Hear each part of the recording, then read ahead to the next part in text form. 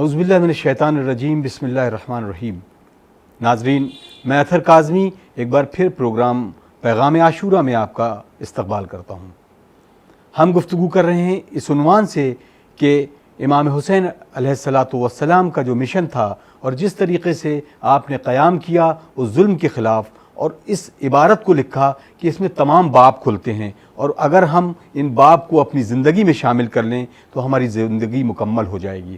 آج ہم خاص طور سے جس ٹاپک پر گفتگو کرنے جا رہے ہیں اس میں امام کے زائرین اور فرش ازا کی اہمیت کیا ہے۔ ہمارے ساتھ اس ٹاپک پر گفتگو کرنے کے لیے اسٹوڈیو میں موجود ہیں حجت الاسلام والمسلمین مولانا مصطفیٰ علی خان صاحب قبلہ۔ آئیے ان کا استقبال کرتے ہیں اور اس گفتگو کا آغاز کرتے ہیں۔ السلام علیکم آغا۔ علیکم السلام ورحمۃ اللہ۔ آغا، امام حسین علیہ السلام کی ذات کو پہچاننا کتنا آسان ہے؟ اگر ہم امام حسین کی ذات کو پہچان لیتے ہیں تب امام حسین علیہ السلام کا جو قیام ہے یا پوری جو سفر کربلا ہے وہ سمجھ میں آ جائے گی۔ تو کس طریقے سے ہم امام کو پہچانیں؟ اعوذ باللہ من الشیطان الرجیم، بسم اللہ الرحمن الرحیم۔ الحمد للہ رب العالمین وصلی اللہ علی سیدنا محمد وآلہ الطیبین الطاہرین۔ السلام الحسین وعلی علی ابن الحسین وعلی اولاد الحسین وعلی اصحاب الحسین، اما بعد۔ امام حسین علیہ السلام کی ذات کی حقیقت، اور یا یوں کہیں کہ حقیقتاً ان کی ذات کی معرفت، یہ بہرحال ہمارے بس کی بات نہیں ہے، لیکن اس کا یہ مطلب نہیں ہے کہ ان کی معرفت نہیں ہو سکتی۔ جی، جتنی ہماری سکت ہے، جتنی ہماری توان ہے، جتنی ہمیں اللہ نے عقل و خرد دی ہے، جتنی توفیق اس سے حاصل ہو جائے، ہم جس حد تک اس کو پہچان جائیں، ہماری اپنی عظمت اور ہماری اپنی کامیابی اسی حد تک بڑھتی چلی جائے گی۔ امام حسین علیہ السلام کو سمجھ کر ہی کربلا سمجھ میں آئے گی، بے شک۔ بغیر ان کو سمجھے کربلا سمجھ میں نہیں آئے گی۔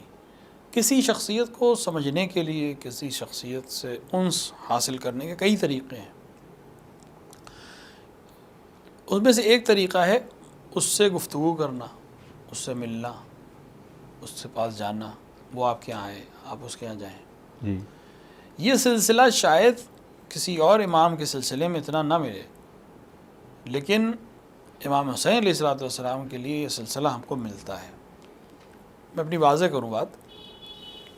دیکھیں، عربی میں لفظ ہے زیارت، جی، جس کا مفہوم یہ ہے کسی کو کسی سے ملنا، کسی کا دیدار کرنا۔ جی، جب ہم ایسے کہتے ہیں زیارت، عام فہم معاشرے میں حتیٰ اردو دان حضرات بھی زیارت کے اس مفہوم کو بخوبی جانتے ہیں، لیکن جب ہم کہیں زیارت تو اب ذہن میں یہ آئے گا کہ کسی امام کی دیدار یا زیارت کے لیے جانا، یعنی اس کی زری پر جا کر وہ عربی کی جو عبارتیں ہیں جس کو زیارت نامہ کہتے ہیں اس کو پڑھنا، جی، 2 رکعت نماز پڑھنا، خدا سے دعا کرنا، ان سے توسل کرنا۔ اسی معنی میں زیارت اگر ہم لے لیں تب بھی یہ اپنے اصل معنی، یعنی کسی سے ملنے اور کسی سے دیدار کرنے سے جدا بہت دور نہیں ہے۔ دیکھیں، خصوصاً امام حسین علیہ السلام کے سلسلے میں اسلام کا جو کیلنڈر ہے، جی، جو سال ہے، وہ شروع تو محرم سے ہوتا ہے۔ البتہ یہ بھی ایک مسئلہ ہے کہ محرم سے شروع ہوتا ہے یا ربیع الاول سے شروع ہوتا ہے یا رمضان سے شروع ہوتا ہے، الگ الگ روایتیں ہیں۔ بہرحال ابھی جو رائج ہے وہ محرم سے شروع ہوتا ہے، لیکن اعمال کا جو سال ہے، یا اگر آپ ادعیے کی کتب اٹھائیں، دعاؤں کی یا زیارت کی جس میں جمع کی ہو، مفاتیح ہے، دیگر کتابیں ہیں، ان کو اٹھائیں تو یہ اس میں اعمال محرم سے نہیں شروع ہوتے، اس میں اعمال رجب سے شروع ہوتے ہیں۔ پہلے رجب کے اعمال آئیں گے، پھر شعبان کے، پھر رمضان کے، پھر شوال، پھر ذیقعد، پھر ذی الحج، پھر محرم، پھر صفر، پھر ربیع الاول، ربیع الثانی، جمادی الاول، جمادی ثانی۔ تو اعمال کی ابتدا جو ہے، جو دعاؤں کی کتابوں میں ملے گی، وہ آپ کو رجب سے ملے گی۔ جی، ہم اسی ترتیب سے بات کرتے ہیں۔ رجب امیر المومنین سے منسوب مہینہ ہے، جی، کئی ائمہ کی ولادت ہے، کچھ شہادتیں بھی ہیں۔ لیکن رجب میں جو سب سے اہم تاریخ ہے 13 رجب، وہ ولادت امیر المومنین کو چھوڑنے کے علاوہ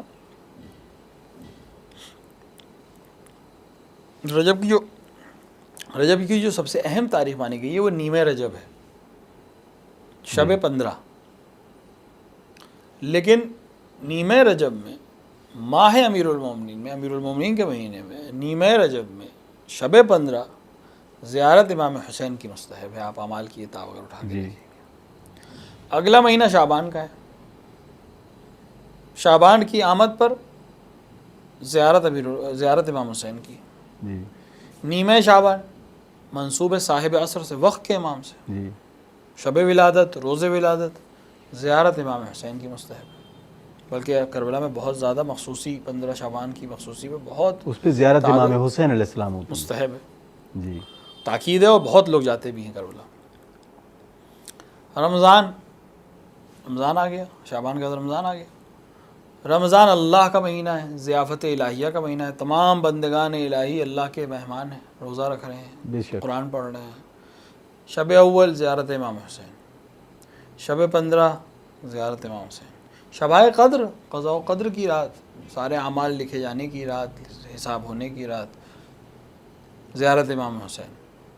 شب 19 زیارت امام حسین، شب 21 زیارت امام حسین، شب 23 زیارت امام حسین، شب عید، جی وہ دن جس دن مسلمانوں کو عید کا دن قرار دیا گیا، جس کی واسطہ دے کہ ہم اللہ سے دعا کرتے ہیں اللہم بحق انی اسألک بحق ھذا اليوم الذی جعلتہ للمسلمین عیدا، تو جس دن کا واسطہ شب عید، سال کی 4 اہم راتوں میں سے ایک رات جس رات جاگنا کا ثواب ہے، زیارت امام حسین، روز عید زیارت امام حسین۔ شوال کے بعد ذیقعدہ آئے گا، اعمال حج کرنے انسان جائے گا، عرفات کے میدان میں 9 تاریخ کو جائے گا، روز عرفہ زیارت کا دن امام حسین کی، یا عرفات کے میدان میں دعا امام حسین پڑھے گا یا زیارت امام حسین پڑھے گا۔ شب عید آ جائے گی، زیارت امام حسین، روز عید قربان زیارت امام حسین، محرم پورا امام حسین، سفر پورا امام حسین، 20 سفر روز 40 امام حسین علیہ السلام۔ مومن کی علامتوں میں سے ایک علامت زیارت امام حسین روز 40۔ تو پورا سال جو بھی اسلام کی اہم تاریخ ہے اس دن حکم ہو رہا ہے زیارت کرو حسین ابن علی کی۔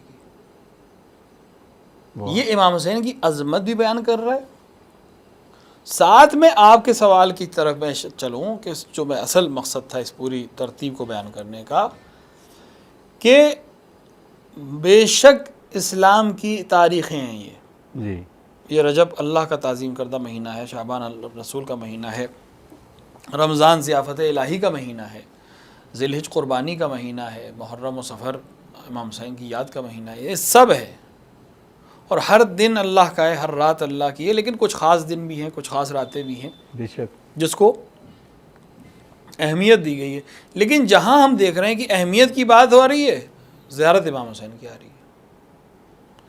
اس کی وجہ یہ ہے کہ ایک تو عظمت امام حسین بتانے کی کوشش ہے، جی دوسری یہ کہ یہ جو بھی دن ہے اگر تم اس دن کو آج منا رہے ہو یا یہ دن باقی ہے آج اس عنوان سے کہ اسلام کی تاریخ کا اہم دن ہے، تو وہ حسین کی وجہ سے باقی ہے۔ واہ، لہٰذا پہلے جس سے یہ نعمت ملی ہے اس کا شکریہ ادا کرو، اس کو یاد واہ کرو، واہ واہ پھر اس دن سے استفادہ کرو۔ تو یہ عظمت امام حسین بھی ہے اور شکر بھی ہے نعمت کا ملنے کا، اس کا شکر جس کی وجہ سے نعمت ملی ہے بے شک، کہ آج ہم مسلمان ہیں اور 15 رجب کو روزہ مستحب ہے یہ جانتے ہوئے روزہ رکھ رہے ہیں، رجب کے مہینے میں روزہ مستحب ہے روزہ رکھ رہے ہیں، شعبان کے مہینے میں روزہ مستحب ہے روزہ رکھ رہے ہیں، دعا پڑھنا مستحب ہے دعا پڑھ رہے ہیں، رمضان میں قرآن پڑھ رہے ہیں، رمضان میں روزے رکھ رہے ہیں، واجب ہے قرآن پڑھنے کا ثواب ہے۔ یہ قرآن جو پڑھ رہے ہیں، یہ روزہ جو رکھ رہے ہیں، یہ عبادتیں جو کر رہے ہیں، یہ کیوں کر رہے ہیں؟ کیونکہ سن 61 ہجری میں نواز رسول نے اپنی جان دے کر ان سب کو بچایا۔ واہ واہ واہ واہ، لہٰذا ایک شریف انسان کا تقاضا یہ ہے اور شرافت کا تقاضا یہ ہے کہ جس سے مل رہا ہے پہلے اس کا یعنی اپنے محسن کا شکریہ ادا کیے بغیر واہ واہ واہ واہ، کوئی فائدہ اس عمل کا نہیں ہوگا۔ اگر تمہیں معلوم ہی نہیں کہ نعمت کہاں سے مل رہی تو کیا فائدہ؟ جزاک اللہ۔ ان کی معرفت جب ہوگی تو اصل مقصد یہ نہیں ہے، اصل مقصد اس سے بھی اعلیٰ ہے۔ جب ان کی معرفت ہوگی تو پھر اس کی معرفت ہوگی جن کی راہ میں اس عظیم شخصیت نے قربانی دی. سبحان اللہ سبحان اللہ. کہ وہ کوئی کتنا عظیم ہے وہ کہ جس کے لیے حسین اتنی عظیم قربانی دینے کو تیار ہے. بس وہ واقعاً بہت عظیم پروردگار ہے کہ جس کے لیے اتنی عظیم قربانی دی جا رہی ہے. تو زیارت کے باب میں جو سب سے اہم چیز ہے ایک تو یہ ہے. دوسری چیز یہ ہے کہ زیارت، جیسے کہ میں نے آپ سے کہا کہ زیارت کا مطلب ہے دیدار کرنا، ملاقات کرنا. تو ایک دفعہ آپ چلے گئے امام حسین کی زیارت مستحب، ایک بار آپ چلے گئے زیارت ہو کے آ گئے. لیکن یہاں وہی جو فہرست میں نے آپ کو گنائی، فہرست سال بھر کی ہے. تو اگر ہر اہم تاریخ اور شب جمعہ بھی لوگ، اور ہاں ہر ہفتے میں شب جمعہ مستحب ہے امام حسین کی زیارت کرنا. اگر تمام چیزوں کو چھوڑ دیا تو ہر ہفتے تو شب جمعہ مستحب ہے. روایت میں ہے کہ شب جمعہ انبیاء الہی صف در صف بارگاہ خداوندی میں عرضداشت کرتے ہیں کہ ہمیں اجازت دی جائے تاکہ ہم کربلا جا کر حسین ابن علی کی زیارت کر سکیں. انبیاء الہی جس کے مستحق ہیں، آپ کو دعوت دی جا رہی ہے. فرض ہے، انبیاء اجازت کے منتظر ہیں، آپ کو اجازت دی ہوئی ہے، آپ کو بلایا جا رہا ہے کہ زیارت کے لیے آئیے. تو یہ زیارت امام حسین کی عظمت تو بیان ہی کر رہی ہے، لیکن زیارت کا مطلب ہوتا ہے دیدار. تو دیدار ہم نے ایک بار کر لیا، بات ختم ہو گئی. لیکن یہاں بار بار کیوں تاکید ہو رہی ہے؟ زیارت پہ جاؤ، 15 شعبان کو، 15 رجب کو گئے تھے، 15 شعبان کو جاؤ، 15 شعبان گئے تھے شب قدر میں جاؤ، عید کے دن جاؤ. یہاں جتنی یہاں پہ زیارت ہے، یہ زیارت دور سے نہیں ہے، مستحب ہے کہ جا کر وہاں زیارت کی جائے. چونکہ ہم جا نہیں سکتے اس لیے دور سے زیارت پڑھتے ہیں. کیونکہ دوسرا حکم آتا ہے کہ اگر نہیں جا سکتے ہو تو پھر کھلے آسمان کے نیچے جا کر پڑھو. اگر وہ بھی نہیں کر سکتے تو جہاں پہ ہو، جس حال میں ہو، میرے جد کو کی طرف اشارہ کر کے زیارت پڑھو. لیکن اصل جب ہم کہتے ہیں زیارت مستحب ہے یعنی کربلا جا کر زیارت. تو 15 رجب کو بھی جائے انسان ہوئے، جو 15 رجب کو چلا گیا تو زیارت ہو گئی. پھر 15 شعبان کیوں جائے؟ 15 شعبان کو چلا گیا تو پھر رمضان میں کیوں تاکید ہو رہی ہے؟ عید کے دن پھر تاکید کیوں ہو رہی ہے؟ بقرعید میں تاکید کیوں ہو رہی ہے؟ محرم، صفر، اربعین، ربیع الاول، ہر مہینے میں ہر شب جمعہ تاکید ہو رہی ہے. تو وہی اس مفہوم میں لیجیے. زیارت کرنا یعنی دیدار کرنا. دیدار کرنے کا مطلب یہ ہے کہ چونکہ انسان، جب آپ کسی محلے سے گزرے، آپ نے مجھے اس محلے میں دیکھا، یا میں آپ کے محلے میں دکھائی دیا کسی گھر پہ، میری گاڑی کھڑی تھی، میں اس گھر سے نکلا، اپنی گاڑی میں بیٹھے چلا گیا، آپ نے مولانا آئے ہوں گے.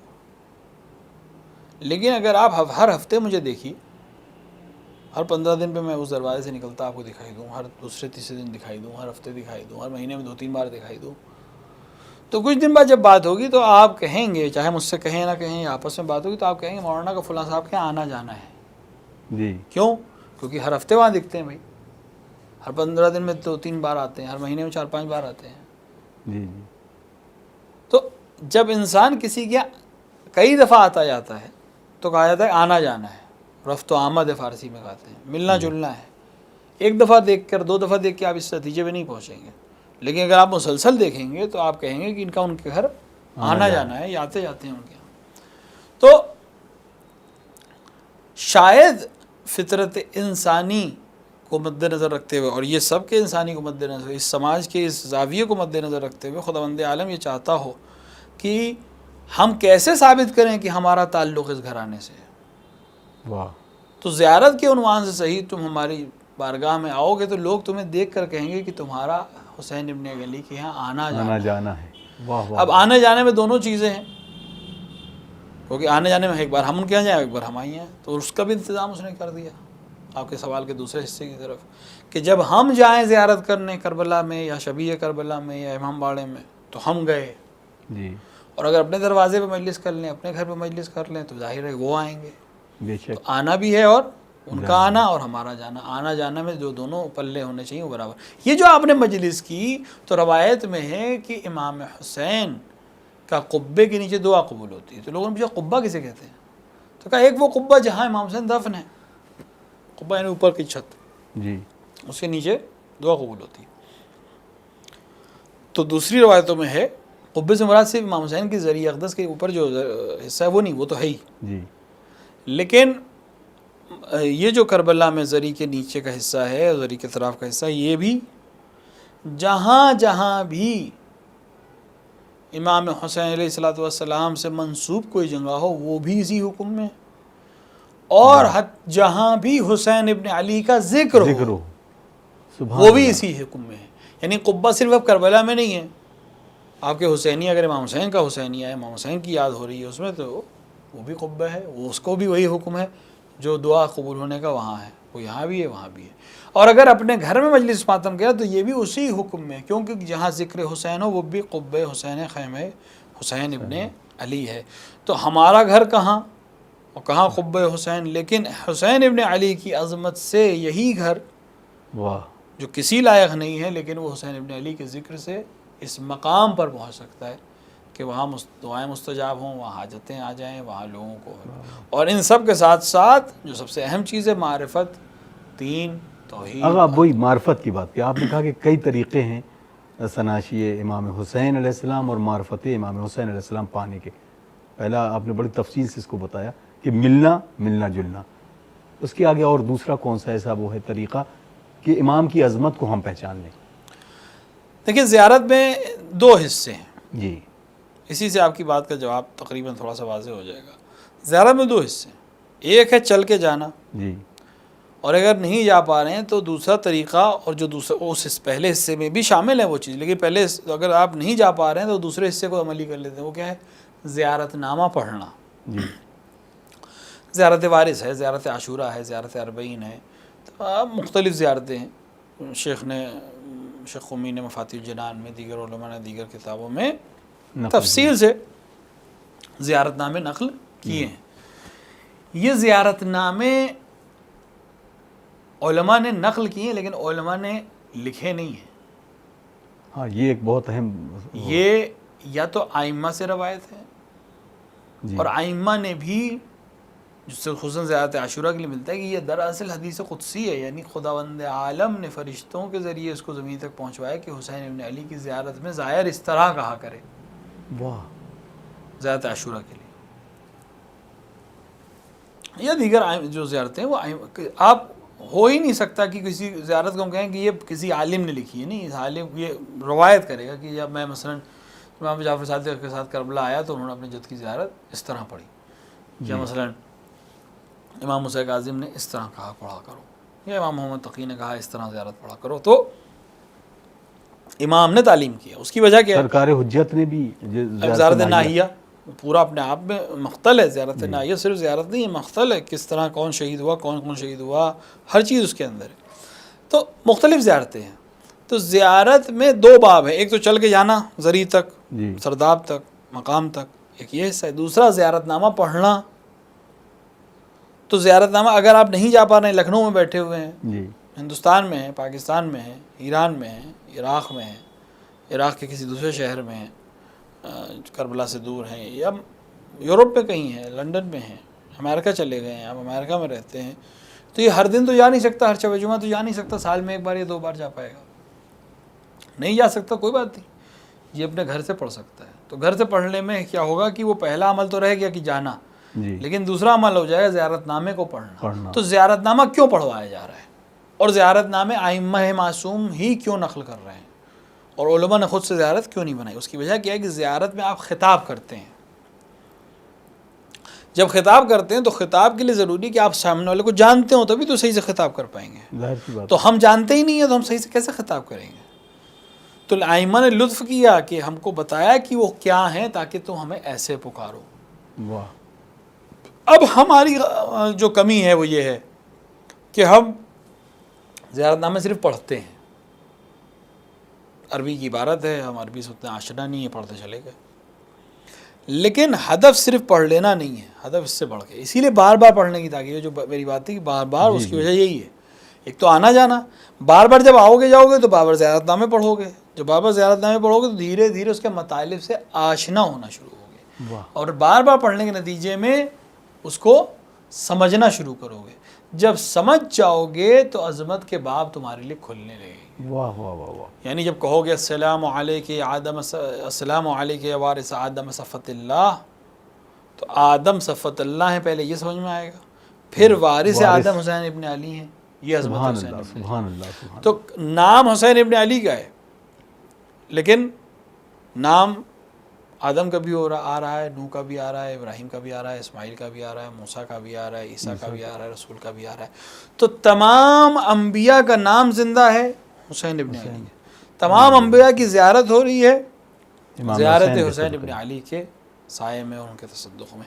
تو سب معرفت کے باب کھل رہے ہیں. اور انہی القابات کو جب ہم پڑھتے ہیں، جب ہم کہیں گے زیارت نامے میں اور شہادت دیں گے کہ آپ نے نماز قائم کی، آپ نے زکوٰۃ کو ادا کیا، تو ہم عظمت امام حسین کا بھی درک کریں گے اور معرفت ہونا میں شروع ہوگی کہ امام کسے کہتے ہیں، امام کیسا ہوتا ہے، اس نے اللہ کے راہ میں کیا کیا کیا. وہ وارث آدم ہے، وہ وارث نوح ہے. اگر وقت ہو چلا ہے تھوڑا ایک وقفے کا، ناظرین وقت ہو چلا ہے ایک وقفے کا. وقفے کے بعد یہ گفتگو جاری رہے گی. آپ دیکھتے رہیے خدیجہ ٹی وی.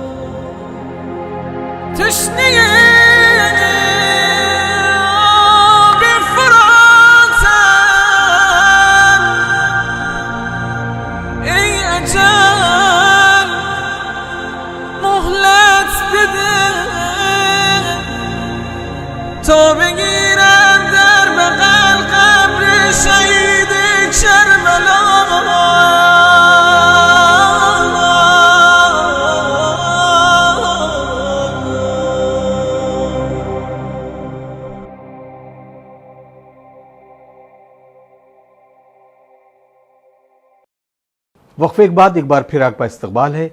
ہم گفتگو کر رہے ہیں پیغام عاشورہ میں، اور خصوصاً زیارت امام حسین علیہ الصلاۃ والسلام یعنی عظمت حسین کو پہچاننا، اور امام کی زیارت کے لیے کیسے کربلا نہیں جا کر اگر آپ یہاں بھی ان کی زیارت کو پڑھتے ہیں تو کس طریقے سے آپ کے باب کھلتے ہیں معرفت حسین کے لیے. ہمارے ساتھ موجود ہیں حجت الاسلام والمسلمین مولانا مصطفیٰ علی خان صاحب قبلہ. آغا اب یہاں سے ایک دوسرا سوال یہ ہے کہ جب زائر یہاں سے کربلا کی طرف جاتا ہے اور وہاں پر اگر کھڑے ہو کر وہ زیارت پڑھتا ہے اور اپنے گھر میں پڑھتا ہے تو اس میں کتنا فرق ہے؟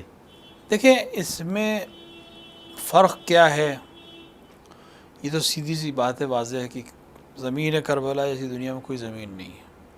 تو بہرحال فرق تو بہت ہے بے شک کہ انسان کربلا میں ظاہر امام حسین بن کر قبہ امام حسین کے نیچے حرم امام حسین میں زیارت پڑھے اور انسان اپنے گھر میں زیارت پڑھے. بہرحال فرق ہے. لیکن یہ لطف امام حسین ہے کہ ثواب کے لحاظ سے اس انسان کو بھی وہی ثواب ملے گا جو وہاں پڑھ رہا ہے زیارت. لیکن بہرحال دوسرے فرق اپنے آپ حاصل ہوں گے. بالکل.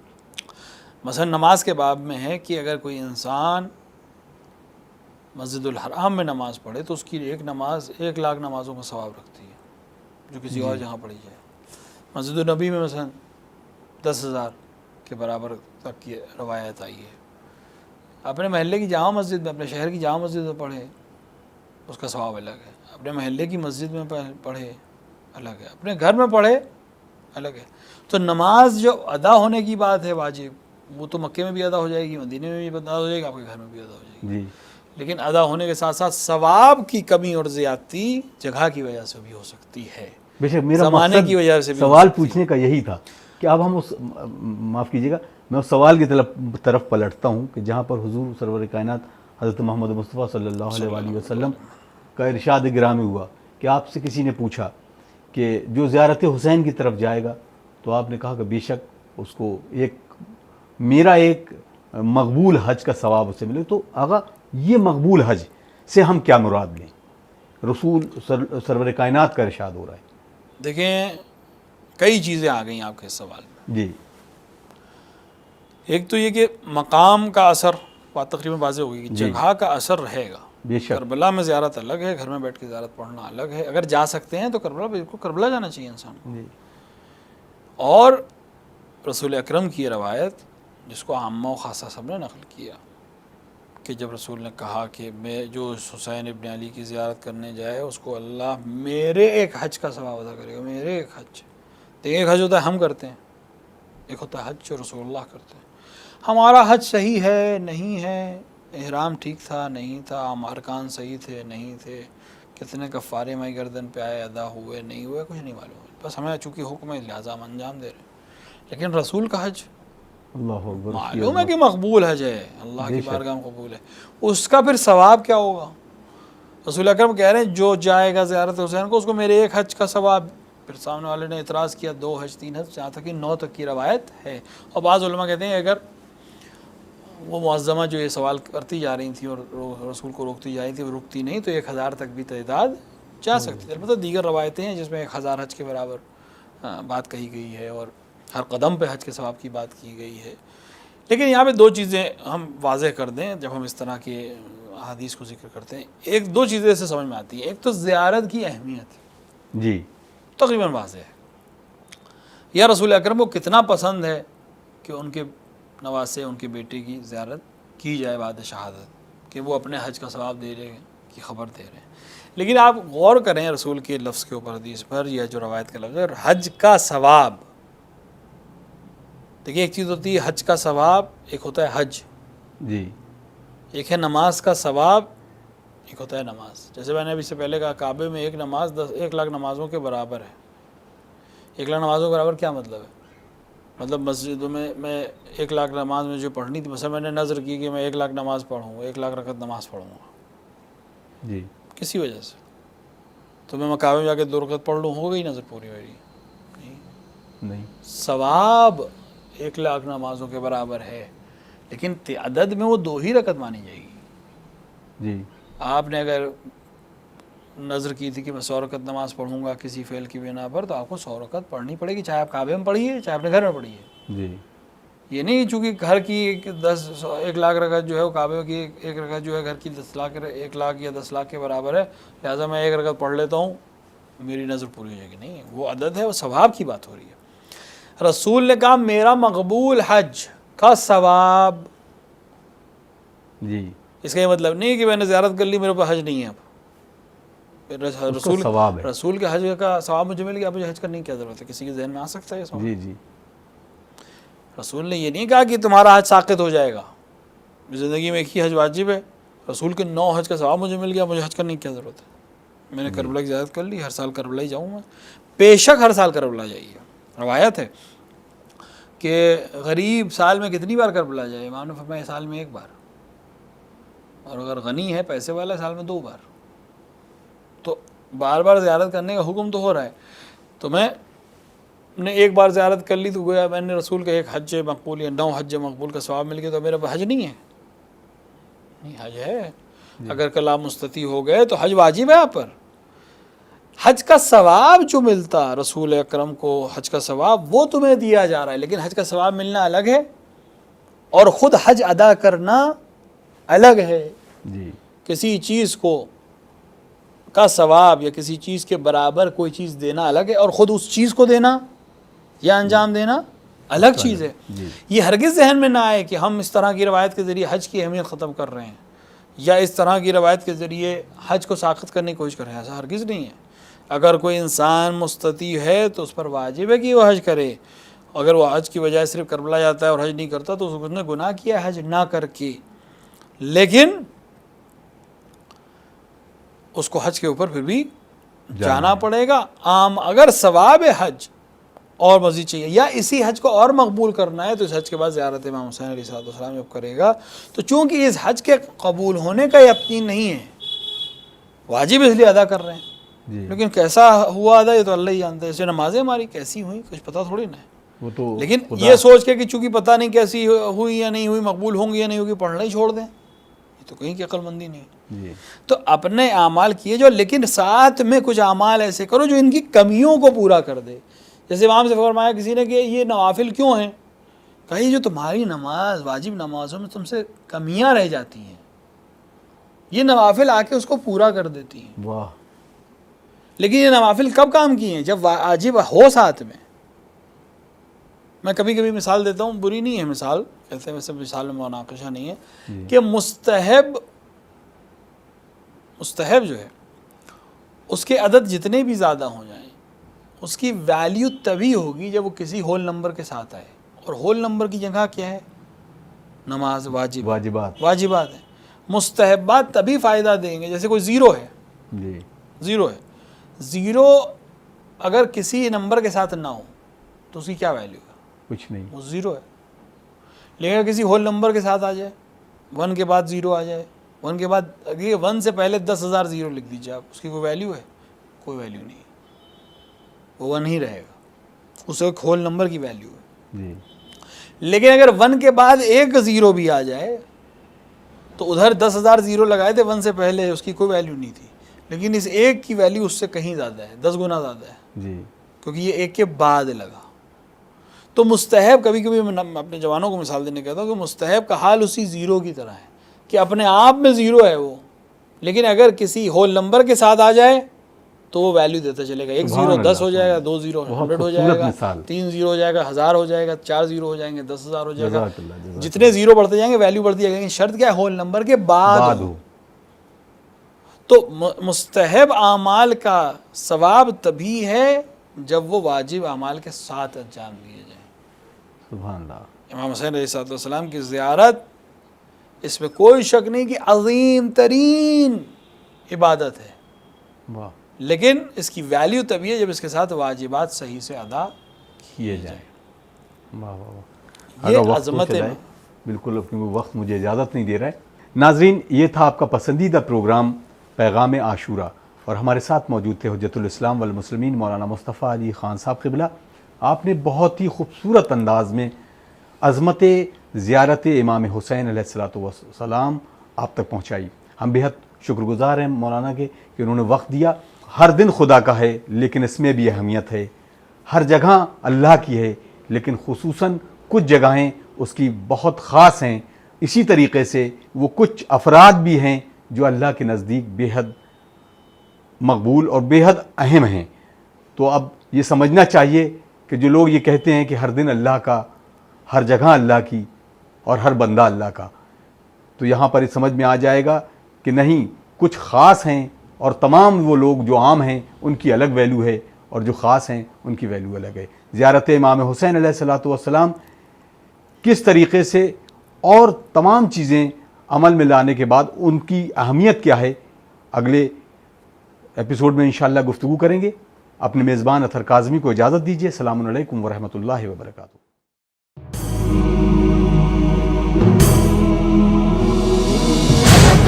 حسيني طفل حسيني هذه كربلاء علم في يميني هذه كربلاء علم في يميني أنا طفل حسيني أنا طفل حسيني.